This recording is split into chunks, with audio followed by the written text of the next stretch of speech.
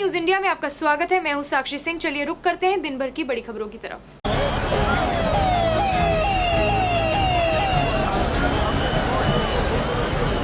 महाकुंभ में मची भगदड़ में मारे गए लोगों को लेकर बाबा बागेश्वर धीरेन्द्र शास्त्री ने ऐसा बयान दिया जिसे लेकर हर तरफ चर्चा हो रही है।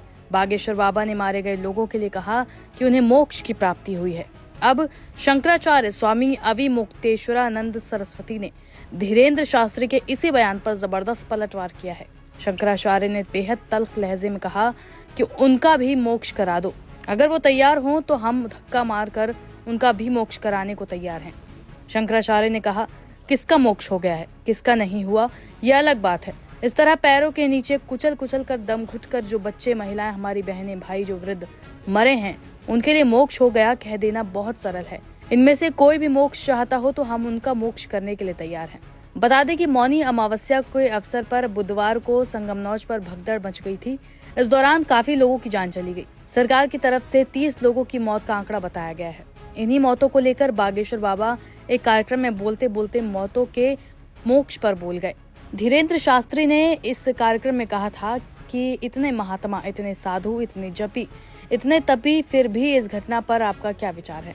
हमने कहा कि देश में प्रतिदिन लोग मर रहे हैं, करोड़ों लोग मर रहे हैं। कुछ दवा के बिना मर रहे हैं, कुछ स्वास्थ्य व्यवस्था के बिना मर रहे हैं, कुछ हार्ट अटैक से मर रहे हैं। निश्चित रूप से जो घटना हुई है वो निंदनीय है, बहुत विचित्र हुई है। लेकिन एक बात बताएं, ये महाप्रयाग है, मृत्यु सबकी आनी है, एक दिन मरना सबको है। पर कोई गंगा के किनारे मरेगा तो वो मरेगा नहीं, मोक्ष पाएगा। गौरतलब है कि धीरेन्द्र शास्त्री का विवादों से पुराना नाता है। वो कई बार अपने बयानों को लेकर चर्चा में रहे हैं। उन्होंने इससे पहले महाकुंभ में ये भी बयान दिया था कि जो यहाँ पर आकर स्नान नहीं करेगा, नजर आ रही, पर जिनके अंदर आस्था नहीं है उन्हें अव्यवस्था नहीं। हम यहाँ व्यवस्था लेने थोड़ी आए हैं। हम यहाँ तो सनातन का परचम लहराने और अपनी गंगा मैया में डुबकी लगाने आए। कई लोग कह रहे हैं कि गंगा में डुबकी लगाने से देश की गरीबी खत्म हो जाएगी, क्या बेरोजगारी खत्म? ऐसे तो हज यात्रा करने से भी देश की गरीबी खत्म नहीं होती ना। चर्च में कैंडल जलाने से भी देश की गरीबी खत्म नहीं।